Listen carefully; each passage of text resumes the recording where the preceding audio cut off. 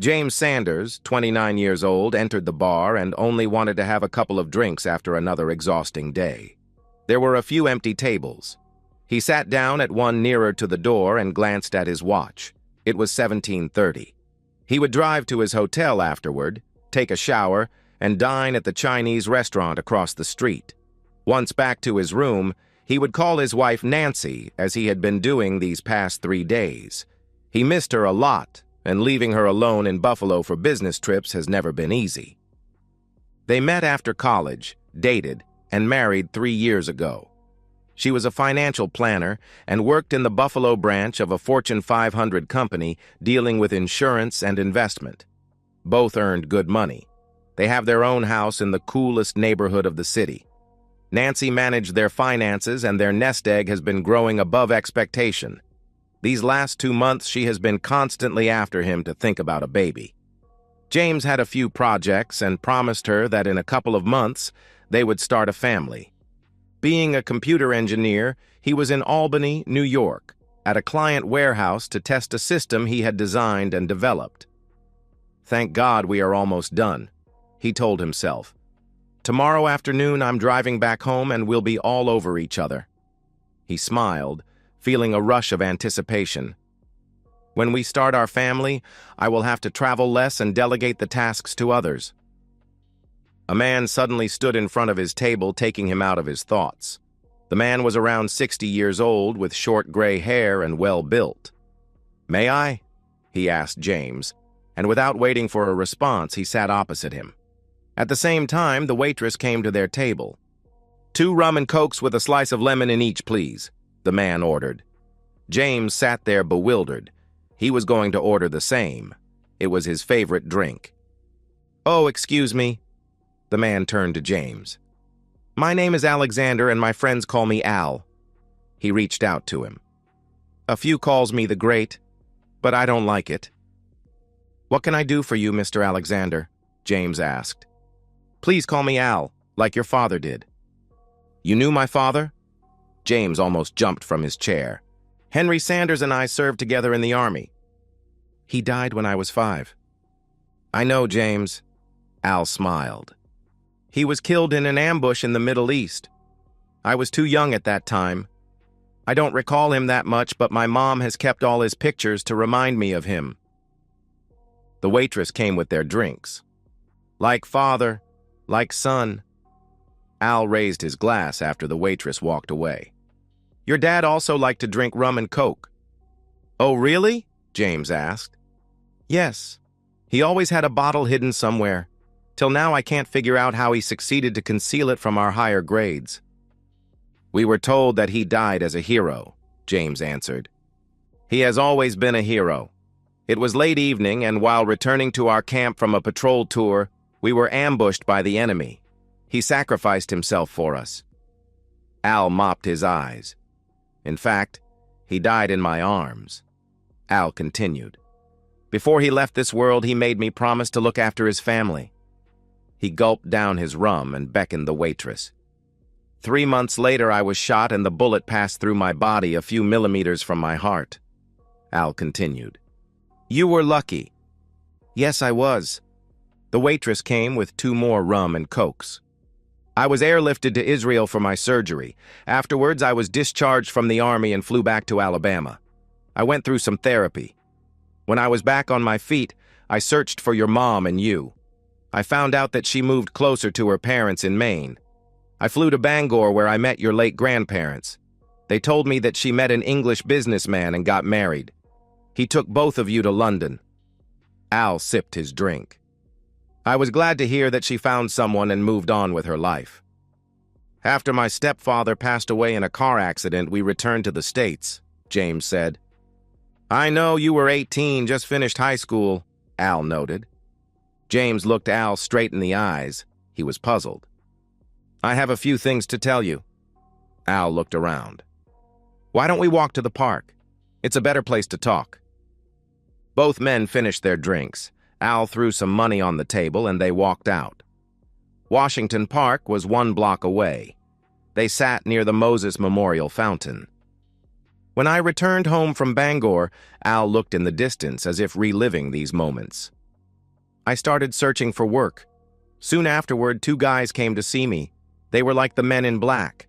They were from a newly formed government organization. They were recruiting veterans with special aptitudes. They were building up a team with specific training to do things that others would refuse. Dirty things? James frowned. Exactly. Unfortunately, I can't disclose anything further. I was sent on missions across the world. Whenever I was in England or continental Europe, I made it a must to go and check discreetly on you and your mum. Your promise to my dad? James asked. Yes, son. When I came to know that your stepfather was having an affair with his young secretary. What? He was cheating on Mum? James was shocked. Yes, James, and your mum didn't know. He was even planning to divorce her and kick both of you out without a penny. James looked down, shaking the head. I always thought that he loved Mum. This was where I had to intervene. The day he was going to meet his attorney for the divorce, I made sure that he could not attend the appointment. You mean? James had a horrible look on his face. The accident was not an accident. I told you, we do dirty jobs. Al inhaled deeply. Your mum did a great thing, though. She sold everything, including the business, took the money and returned here. It's hard to believe, James answered. I know, son. You started college a couple of months after you arrived. Your mum then met a widower through an arranged meeting. His first wife died of cancer. No kids. Did you check on him as well? James asked. Of course I did. He is a very good man and he loves your mother. I'm glad for her. Me too, James replied. Have you ever tried to find out who sent you pictures of your then-girlfriend Sandra being intimate with your so-called two best friends? Al asked with a smile. It was you. James held his face with his two hands. He was thunderstruck. I always thought it was someone at college who did not want to get involved. You acted like a man when you kicked her out, even after her pleading and crying, and you cut off all contact with the two jerks. The reason I left during the break and stayed at Mum's place the whole time. I didn't want to see their faces again, James answered. Do you know what happened to them? Al asked. Yes, the two jerks got beaten by some delinquents and Sandra dropped out of college. No way you didn't? James asked. After you left, it was an opportunity to do what I wanted to do. No one would question you as you were thousands of miles away. One evening, when your two friends were coming out of a bar, my friend and I beat them to death. One lost his two testicles, and the other one would use a wheelchair till he dies. According to the police report, it was a group of young delinquents who beat them up. And Sandra? James asked. Since I knew she enjoyed being with multiple partners at once, I orchestrated a situation where she got exactly what she sought. Short story, weeks later she was tested positive with a couple of STDs. I made sure that the whole campus knew about it. She dropped out and fled to California. The last time I checked on her, she was still seeing a shrink. Wow, incredible, James answered. No one messes with Henry Sanders' family. Al almost yelled. Tell me, Al, why have you come here between missions to tell me all of these? James asked. I've been checking on you. Come on, Al. You won't find anything on me. I don't cheat. I don't lie. I have a simple life. I don't bribe people for contracts. I respect everybody, whatever their skin color, their ethnicity, or where they come from. Racist chants will never come out from my mouth. I'm satisfied with what I do and what I bring home at the end of month. I know, and Henry would have been proud of you. So, James pressed, after college you met Nancy at a party, you dated and got married 3 years ago. She works in a financial institution. No kid till now. Nancy is doing her best to convince you about starting a family, and you are waiting a little bit due to some important projects. I'm impressed, James replied. By the way, I came to your wedding ceremony at the church. Really? James frowned. I was sitting completely at the back. Now you know who gave you the envelope without a name on it. It was you? My goodness. For the last 3 years, I have been trying to figure out who gave me that much money as a wedding gift. It was very easy for me to slide it in your pocket without you knowing. Thank you, Al. You're welcome, son. Now tell me, what do you know about Thomas Smith? Thomas Smith? James frowned. All I know is that he is my wife's new manager and he started 6 months ago. Thomas Smith used to work at the head office. Al turned serious. He was married and the father of one child. He was also having an affair with his secretary. The husband found out, filed for divorce, sent video copies to Thomas's wife, and sued the company for alienation of affection. The matter didn't go to court. There was negotiation between the lawyers, and the husband received a considerable chunk of money. Thomas's wife divorced him, got custody of their child, and sent him to the cleaners. How come he is still working for the company? James asked. Thomas is the corporate chairman's nephew, practically untouchable.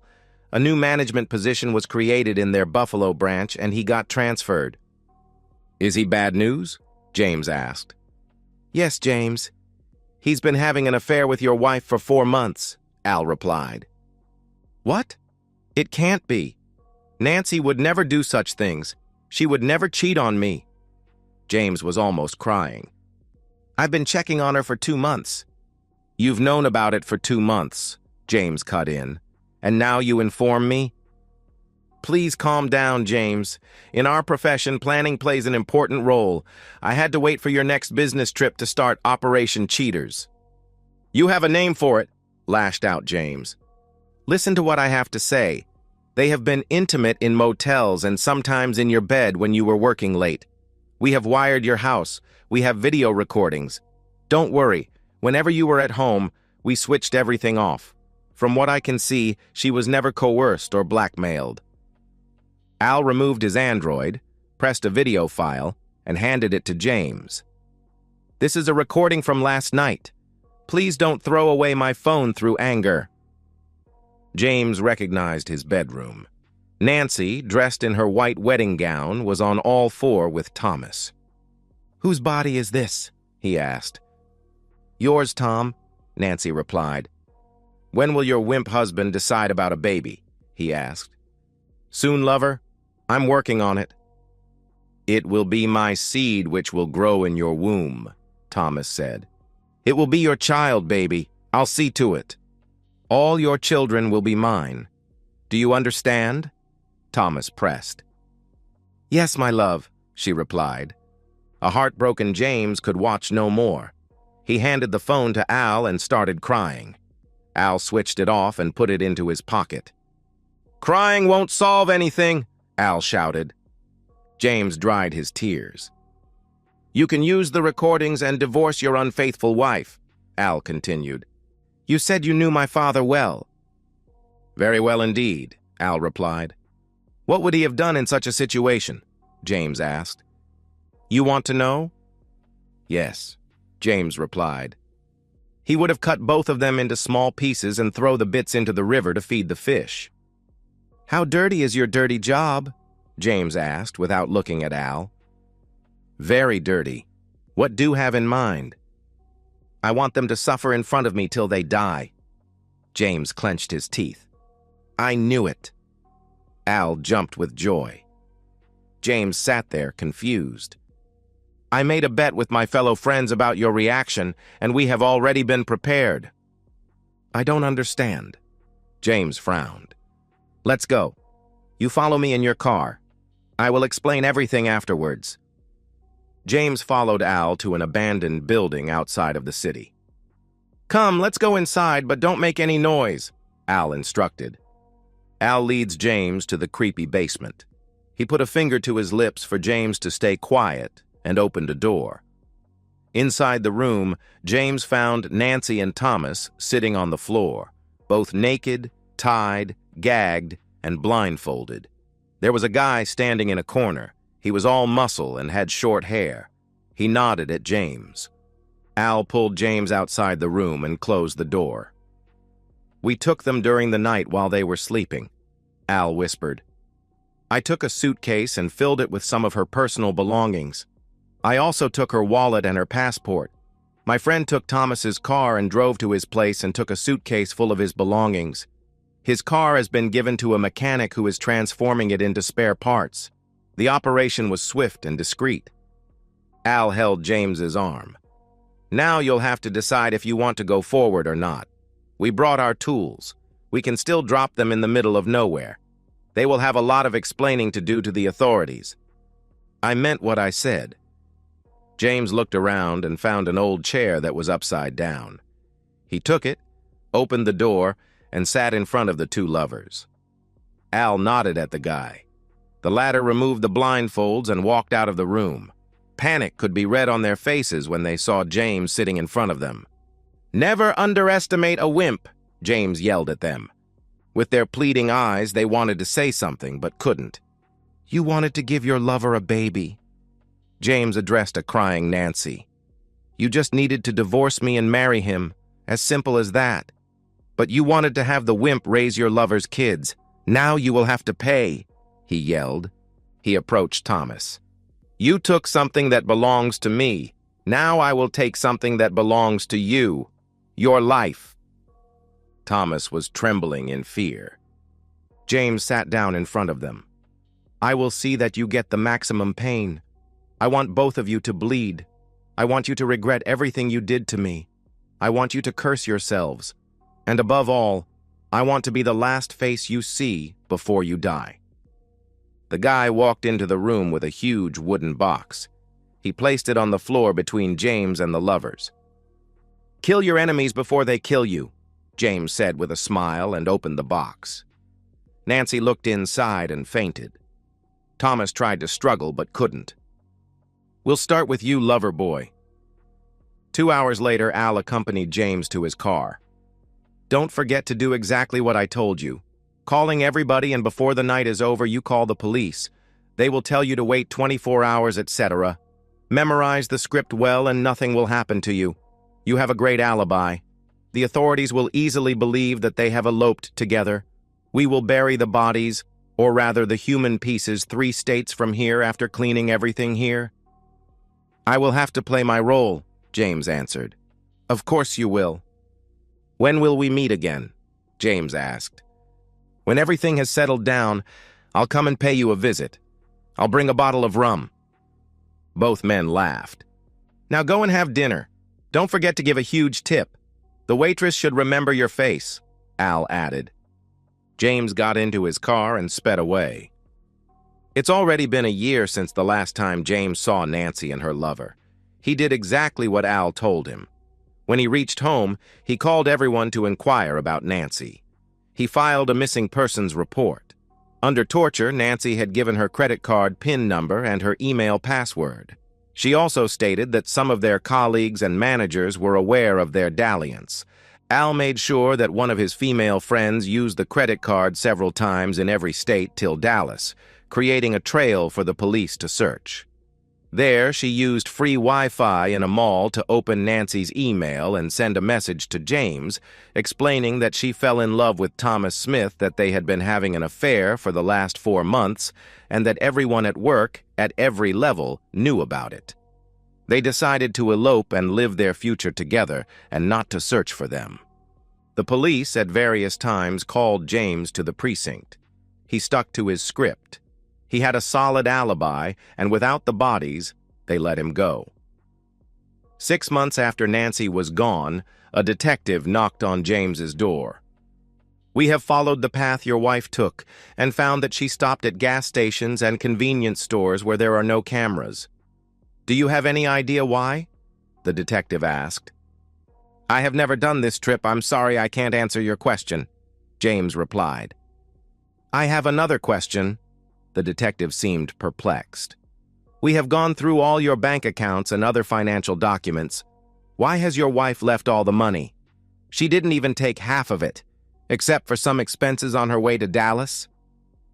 "This question you should ask the unfaithful woman herself," James almost yelled. The detective excused himself and left. The police never contacted James again. Since he was still married, James cashed all the joint investment certificates and reinvested them under his name only. He opened a new bank account and transferred all the money. In the meantime, he had sued the financial company where the lovers worked. His lawyer told him that his case was very weak as there was no evidence, only an email from Nancy. He threatened to make public Thomas Smith's past at the head office. Quietly, the company settled for $2 million out of court. Now he could file for abandonment. In 3 months, he would be free. He has been dating various women, and he knew that he would eventually find his other half. And so, we've reached the end of today's story.